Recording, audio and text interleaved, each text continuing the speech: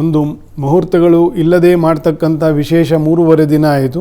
ಅಕ್ಷಯ ತೃತೀಯವು ಯಾಕೆ ಅಷ್ಟು ವಿಶೇಷ ಆಗ್ತದೆ ಗೋಚಾರ ಅಥವಾ ಗ್ರಹಚಾರ ಹಿನ್ನೆಲೆಯಲ್ಲಿ ಅಂತಂದರೆ, ಉಚ್ಚದಲ್ಲಿ ರವಿ ಮೇಷರಾಶಿಯಲ್ಲಿ 4 ಡಿಗ್ರಿಯನ್ನು ಕಳೆದ ನಂತರ ಬಲಿಷ್ಠನಾಗಿ ವೃಷಭ ರಾಶಿಯ ಮೃಗಶಿರ ನಕ್ಷತ್ರಕ್ಕೆ ಸ್ಪರ್ಶ ಮಾಡುವವರೆಗೂ ರವಿ ಅತ್ಯಂತ ಬಲಿಷ್ಠವಾಗಿ ಸಂಚಾರ ಮಾಡ್ತಕ್ಕಂಥದ್ದು. ಆಗ ವೈಶಾಖ ಮಾಸ ಶುರು ಆಗಿರ್ತದೆ. ಅಂತಹ ರವಿಯು ಉಚ್ಚದಲ್ಲಿ ಇದ್ದಾಗ, ಉಚ್ಚದಲ್ಲಿ ಚಂದ್ರನಿದ್ದಾಗ, ರವಿಚಂದ್ರನು ಜಗತ್ಸಾಕ್ಷಿಗಳು, ಜಗತ್ತಿಗೆ 2 ಕಣ್ಣಿನಂತೆ ಅಂತಂತ ನಾವೇನು ವೇದಗಳಲ್ಲಿ ಹೇಳಿದೆ.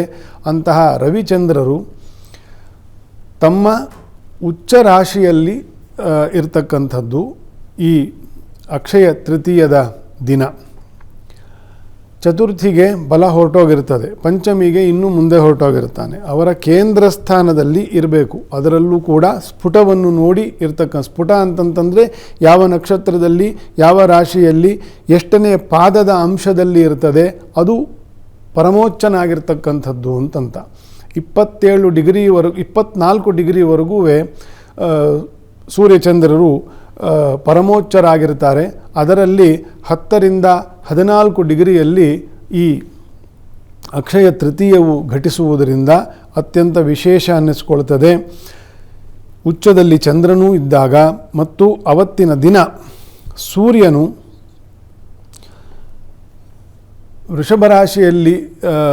ವೃಷಭ ರಾಶಿಗೆ ಬೆಳಕನ್ನು ಹರಿಸ್ತಕ್ಕಂತಹ ವಿಶೇಷವಾಗಿರ್ತಕ್ಕಂಥ ದಿನವೂ ಹೌದು. ಮೇಷದಿಂದ ವೃಷಭಕ್ಕೆ ಬದಲಾವಣೆ ಹೊಂದಕ್ಕೆ ಇನ್ನೂ 12 ದಿನ ಇರಬೇಕಾದರೆ ಅವನಿಗೆ 12 ಅಂಶ ಇರ್ತದೆ. ಹಾಗಾಗಿ ಉಚ್ಚದಲ್ಲಿರ್ತಕ್ಕಂತಹ ರವಿ ಬೇರೆ ರಾಶಿಗಳಲ್ಲಿ ಇಷ್ಟು ಬಲಿಷ್ಠನಾಗಿರಲ್ಲ. ಹಾಗಾಗಿ ಪೂರ್ವ ದಿಕ್ಕಿಗೆ ರವಿ ಅಧಿಗ್ರಹ ಅಂತಂತ ಶಾಸ್ತ್ರಗಳು ಹೇಳಿರ್ತಕ್ಕಂಥದ್ದು. ಸೂರ್ಯನ ಒಂದು ಮಧ್ಯಾಹ್ನದ ಕಾಲದಲ್ಲಿ 2 ಗಂಟೆ 15 ನಿಮಿಷ 2 ಗಂಟೆ 20 ನಿಮಿಷದವರೆಗೂ ಒಂದು ಅಭಿಜಿನ್ ಮುಹೂರ್ತ ಅಂತಂತ ಹೇಳ್ತೀವಿ. ಅಂತಹ ಸಂದರ್ಭದಲ್ಲಿ ಈ ಅಕ್ಷಯ ತೃತೀಯವನ್ನು ಆಚರಣೆಗೆ ತಂದದ್ದು ಅಂತಂತ.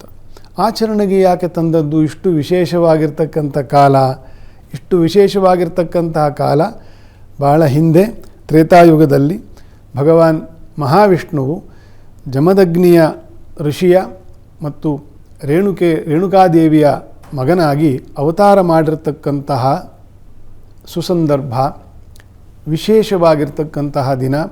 ಮಧ್ಯಾಹ್ನಾರ್ಕೆ ಸಮಗ್ರವು ಅಂತ ಸಮಗ್ರವಾಗಿ ಭೂಮಿಯನ್ನು ತಾಪನ ಮಾಡತಕ್ಕಂತಹ ಸಂದರ್ಭದಲ್ಲಿ ಆ ಭೃಗ್ವಾಂಶ ದೀಪಕನಾಗಿರ್ತಕ್ಕಂತಹ ಜಮದಗ್ನಿಯ ಪುತ್ರನಾಗಿ ಮಹಾವಿಷ್ಣುವು ಅವತಾರ ಮಾಡಿ ರಾಮನಾಗಿ ಅವನನ್ನು ಹೆಸರನ್ನು ಇಟ್ಟಿದ್ದರು. ಶ್ರೀರಾಮಚಂದ್ರನು ದಶರಥನಿಗೆ ಹೇಗೆ ರಾಮಚಂದ್ರ ಅಂತ ಅವನಿಗೆ ಹೆಸರಿಟ್ಟರು, ಅದಕ್ಕಿಂತ ಬಹಳ ಹಿಂದೆ ಈ ಜಮದಗ್ನಿಯ ಮಗನಿಗೆ ರಾಮ ಅಂತಂತಾನೆ ಹೆಸರಿಟ್ಟಿದ್ದು. ಹುಟ್ಟುತ್ತಾ ಪರಶುರಾಮ ಅಂತಂತ ಇರಲಿಲ್ಲ, ರಾಮ ಅಂತಂತಾನೆ ಅವರಿಗೆ ಹೆಸರನ್ನು ಕರೆದದ್ದು. ಆಮೇಲೆ ಯಾವ ಉದ್ದೇಶಕ್ಕೋಸ್ಕರ ರಾಮನು ಪರಶುವನ್ನು ಹಿಡಿದನೋ, ಆ ಪರಶುವನ್ನು ಹಿಡಿದ ಕಾರಣ ಅವನಿಗೆ ಪರಶುರಾಮ ಅಂತಂತ ಹೆಸರು ಲೋಕವಿಖ್ಯಾತವಾಯಿತು.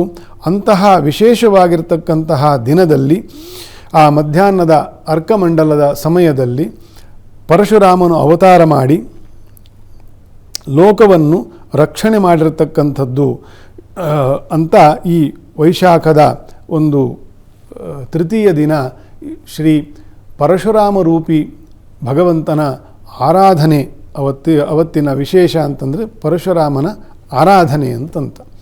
ಪರಶುರಾಮನ ಆರಾಧನೆಯನ್ನು ಅವತ್ತಿನ ದಿನ ವಿಶೇಷವಾಗಿರ್ತಕ್ಕಂತಹ ಒಂದು ದಿನ. ಪರಶುರಾಮನು ಲೋಕದಲ್ಲಿ ದುಷ್ಟಶಕ್ತಿಗಳು ಅಂತಂತೇನಿರ್ತಾರೆ, ಅವರು ಕ್ಷತ್ರಿಯರ ರೂಪದಲ್ಲಿ ಇದ್ದು ಲೋಕದಲ್ಲಿ ಕ್ರೌರ್ಯವನ್ನೇ ಕ್ಷತ್ರಿಯತನ ಅಂತಂತ ತಿಳ್ಕೊಂಡಿದ್ದರು. ಇವತ್ತಿನ ಕಾಲದಲ್ಲೂ ನಾವು ನೋಡ್ತಾ ಇದ್ದೀವಿ ಅದನ್ನು. ಕ್ಷಾತ್ರ ಅಂತಂತಂದರೆ ತ್ರಯಿ ಅಂದರೆ 3 ಬಗೆಯವಾಗಿರ್ತಕ್ಕಂತಹ ಧರ್ಮಗಳು ಇದೆ. ಒಂದು ವೇದಾದಿಗಳು ಜ್ಞಾನ ಸಂಪತ್ತು ಮತ್ತು ವಣಿಕರು ಅಂದರೆ ವ್ಯಾಪಾರ ಧರ್ಮವನ್ನು ನೆಚ್ಚಿಕೊಂಡಿರ್ತಕ್ಕಂಥವರು ಮತ್ತು ಶ್ರಮಿಕರು ಲೋಕದಲ್ಲಿ ಎಲ್ಲ ಬಗೆಯ ಕೆಲಸ ಕಾರ್ಯಗಳಿಗೆ ತಮ್ಮ ಶ್ರಮವನ್ನು ದಾನ ಮಾಡ್ತಕ್ಕಂತಹ ಈ ಮೂರು ಧರ್ಮವನ್ನು ಕ್ಷಯವಾಗದಂತೆ ರಕ್ಷಿಸ್ತಕ್ಕಂಥವನು ಕ್ಷತ್ರಿಯ ಅಂತಂತ. ಅಥವಾ ಮೂರು ವೇದಗಳ ಆದೇಶಗಳು ಏನಿದೆ ಅಂತಹ ಆದೇಶಗಳನ್ನು ಅದರಂತೆ ನಡೆದು ಎಲ್ಲ ವರ್ಣಗಳನ್ನು ರಕ್ಷಿಸ್ತಕ್ಕಂಥವನು ಕ್ಷತ್ರಿಯ ಅಂತ. ಒಟ್ಟಿನಲ್ಲಿ ರಕ್ಷಣೆಯ ಜವಾಬ್ದಾರಿ ಕ್ಷತ್ರಿಯ. ಇದನ್ನು ಬಿಟ್ಟು ಕ್ಷತ್ರಿಯರ ರೂಪದಲ್ಲಿ ಬರಿದೇ ದಬ್ಬಾಳಿಕೆ ಮಾಡಿಕೊಂಡು ಎಲ್ಲರ ಸಂಪತ್ತನ್ನು ಹಾಳು ಮಾಡಿ ಎಲ್ಲ ಸಾಮಾಜಿಕ ವ್ಯವಸ್ಥೆಗೆ ಕಳಂಕವನ್ನು ತರ್ತಾ ಇರತಕ್ಕಂತಹ ಕಾಲ ಒಂದು ಇತ್ತು ಹಿಂದಿನ ತ್ರೇತಾಯುಗದಲ್ಲಿ. ಅಂತಹ ಸಂದರ್ಭದಲ್ಲಿ ಈ ಭೂಮಿಯನ್ನು ಕ್ಷತ್ರಹೀನವನ್ನಾಗಿ ಮಾಡಿಬಿಡ್ತೇನೆ ಅಂತಂತ ಅದಕ್ಕೆಲ್ಲ ಬಹಳಷ್ಟು ಕಥೆಗಳು ಇದೆ. ಯಾಕಾಗಿ ಹಾಗೆ ಆಯಿತು, ಕಾರ್ತವೀರ್ಯಾರ್ಜುನನ ಕಥೆಯನ್ನೆಲ್ಲ ಹೇಳಬೇಕು. ಕಾರ್ಯಕ್ರಮದ ಉದ್ದೇಶ ಅಕ್ಷಯ ತೃತೀಯದ ವಿಶೇಷವನ್ನು ಮಾತ್ರ ನಾನು ಬೆಳಕಿಗೆ ತರಲಿಕ್ಕೆ ಪ್ರಯತ್ನ ಮಾಡ್ತಾ ಇದ್ದೇನೆ.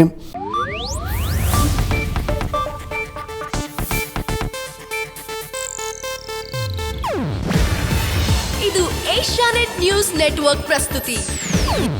ನೀವು ನೋಡ್ತಿದ್ದೀರಾ ಏಷ್ಯಾನೆಟ್ ಸುವರ್ಣ ನ್ಯೂಸ್.